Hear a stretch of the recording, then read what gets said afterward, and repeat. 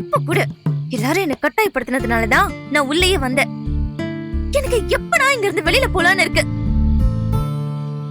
1.5 வருஷமா ஒரே ரூமுக்குள்ள இருந்து நடக்காத ஒரு விஷயம் இந்த இடத்துல, அதுவும் இந்த மாதிரி ஒரு சூழ்நிலையில எதிர்பார்த்தது ஏன் தப்பா பொண்ணி?